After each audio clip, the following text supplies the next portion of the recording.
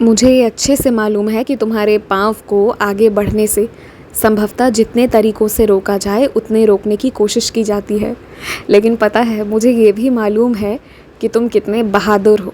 तुम कितने शौक़ से उन सारी चीज़ों का सामना करते हुए आगे बढ़ते जाते हो।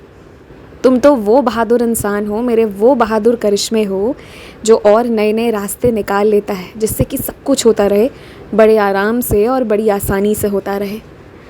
तुम कितने दर्द में हो, लेकिन उसके बावजूद भी कभी जिक्र नहीं करते और किसी से जिक्र नहीं करते। इसलिए एक बात जान लो, मैं खुद तुम्हारे आंसू पोंछने तुम्हारे घर पर आ रहा हूँ।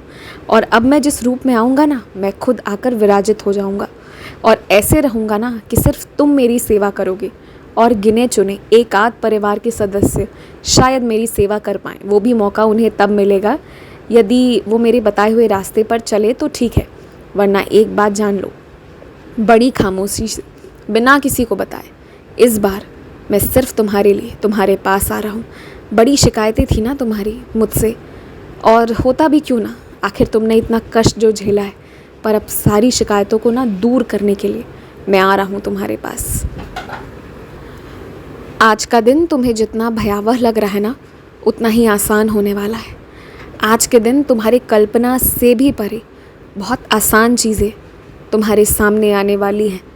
तुम जिन मुश्किलों की कल्पना कर रहे हो, वैसा कुछ परिस्थिति तो होगा ही नहीं और तुम्हें किसी से कुछ मांगना नहीं पड़ेगा। तुम्हारी चीज़ें खुद ब खुद तुम्हें मिल जाएंगी। तुम रो और हिम्मत मत हारो।